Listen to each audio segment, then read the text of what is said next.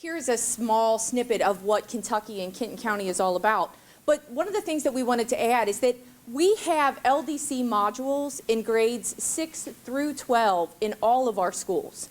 So if you talk LDC in any of our secondary schools and a few 4 to 5 LDC modules in elementary, you will be talking to our teachers about that. And they are ingrained in the work, and we are pleased at the work that we've made. In terms of MDC, we also have MDC from 6th grade all the way through Algebra 2. And all of our teachers involved in that have at least 5 to 10 MDC lessons embedded in their existing curriculum. To consider why LDC and MDC, as Amy has said, getting to the Common Core, it really made sense in how to actually get to those Common Core standards.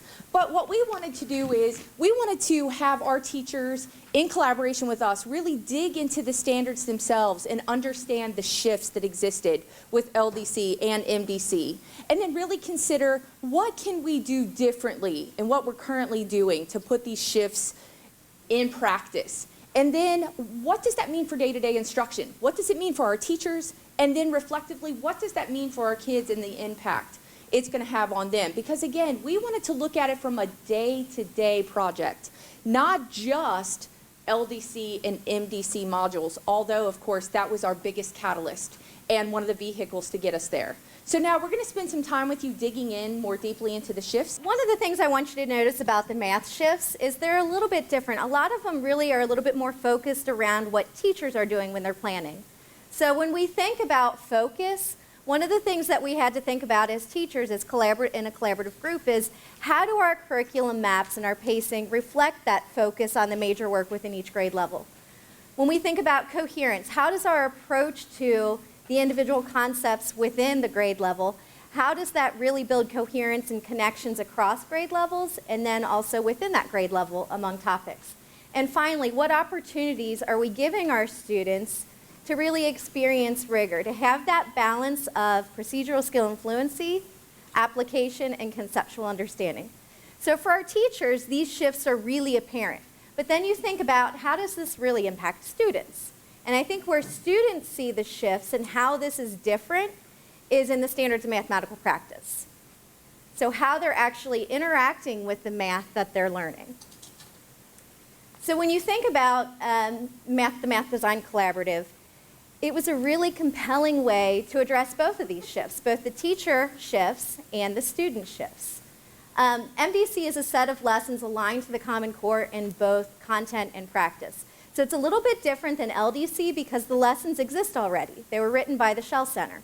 So where we pick up is we work on implementation, and then we really take the data that we get from the lessons and we think about what information that's telling us about our current approach and how we might need to shift that to build student understanding to a higher level. The lessons are designed to build conceptual understanding. They also are designed to bring student misconceptions to the surface. So a lot of times historically in math, and I can say this because I was a high school math teacher for 15 years, and I know I did this too, we would kind of try and find ways to gloss over the things we knew kids weren't going to get, okay? And in the Math Design Collaborative lessons, you have a pre-lesson assessment. You're going to be experiencing one of those in just a few minutes here. And they're really designed to bring those misconceptions to the surface so that we can deal with them. Because if not, they keep coming back to haunt students and really hold them back from moving forward in their understanding. The lessons also provide a productive struggle that Amy was mentioning just a few minutes ago. And most importantly, they've yielded artifacts of student work that we can look at and really start to think about what it is that our students are showing us that they know and don't know. So I want to talk a little bit about the structure of a formative assessment lesson. First of all, they all begin with a pre-lesson assessment. And as I mentioned, those are designed to bring about the student misconceptions. So when we give them to students, it's like a 10, 15-minute thing. And the teachers get together after the fact to start analyzing those and think about where is the current level of student understanding. How can I provide feedback to help move these students forward from this point? We don't grade them because, again, like I said, they're designed to bring about things that students don't know. The next thing that we do is after the teachers get together and analyze those pre-lesson assessments, they move into a collaborative task. And this is, you're going to experience part of this today as well. And that's when students are able to interact with the math. Finally, there is a whole class discussion, and the teacher engineers that discussion in such a way to let the students share what it is that they've learned through the activity. And finally, they move to a post-lesson assessment, where the students have an opportunity to show their growth from the pre-lesson assessment to the post-lesson assessment. Teachers then get together, analyze for growth, and figure out kind of what are our next steps. And then also think about, what does this tell us about how we need to shift our instructional approach overall? So, with that said, I'm going to get you to do some math. Yay. Everybody cheer? Okay. Thank you. Okay, so I actually have, you just had one of these put on your table, but if you would keep them face down for a minute. This is an example of a pre-lesson assessment. Okay, so when I am in the classroom and working with students, the first thing that our teachers say is, okay guys, we've been looking at percents for about 2 weeks now, and it's time for you to be able to show me what you know. We want to get all your misconceptions out on the table so that tonight, when I'm working with my colleagues, we can design the lesson that's going to help you move past some of those things that you're struggling with still. I'm not going to grade it. I just want you to be able to show me everything that you know about percents. So one of the things that, the reason why I'm going to have you do this is because I think it's important for you to actually experience what the students experience. Okay? So how is this different? So as you're doing this activity, I want you to think about how this is different than maybe the way that you learned about percents. Okay? So in just a moment, I'm going to be giving you a card, an envelope. And inside that envelope, there are some cards. You have both percent cards that will say things like increase by 10% or increase by 50%. And then there are also money cards. Okay, the money cards are 100, 150, 160, and 200. So your directions are to, first of all, place the money cards out onto your table with your partner as they appear up here. You want to leave a decent amount of space in between them because you're going to be putting cards in between those. Take turns placing the percent cards between the money cards. And as you do so, you need to make sure that you're explaining your thinking very clearly. It's important that you both understand the math behind all of the placements that you make. Does anyone have any questions? This is actually a 7th grade activity, just so you're aware. It's one that our 7th grade teachers chose to put into their curriculum. All right, so this is my least favorite part because I have to stop you from doing math, which breaks my heart. So let me have you pause for just a moment. How many of you learned about percentages in a way where you had a reason like this? Yeah, me either. I did the percent over 100 equals is over of. Yeah, does that ring a bell with anybody? Okay, do you see how this makes you think a little bit more deeply about the content? Now, one thing you didn't get to see, some of you got to this point and some of you didn't, but your next set of cards that you're going to get to build in were decimal representations. And then after that, the next set of cards that I had, if we had more time, is actually fraction representations. And what that does is it really allows you to start making connections. So that coherence that we were talking about earlier is one of the shifts. This is how it plays out in the classroom.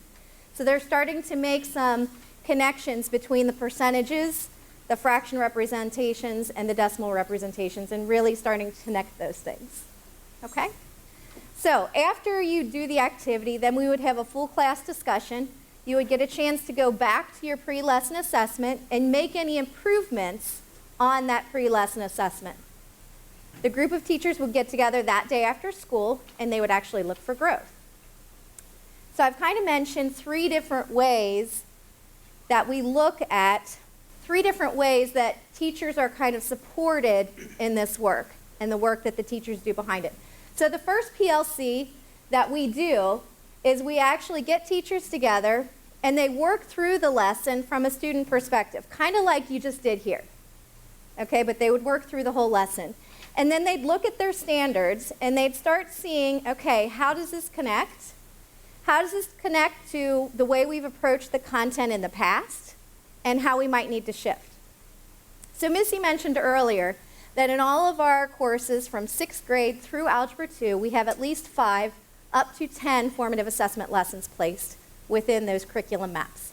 The teachers in collaborative groups through the summer, they're the ones who decide on those. So when they work through the lesson from a student perspective, one of the things they're thinking about is, where would this fit? Is this a lesson that we feel like we want to include? Is this part of the major work of our grade? And if so, then let's put the lesson in. But they decide that as a group. I'm not the one telling them which lessons they have to do. And so because of that, they own it. The second type of PLC that we do around this work is analyzing those pre-lesson assessments. So again, teachers get together. Again, they've decided which lessons they're going to do when. And so they get together and they look at those pre-lesson assessments. And they look at student work from all the different schools. They're looking at their own and sharing the misconceptions that they see. And they're looking for common ones. And then we start thinking about, well, why do they have these misconceptions in the first place? Are they things about the way we've approached content that's kind of led kids to those misconceptions? Have we set them up?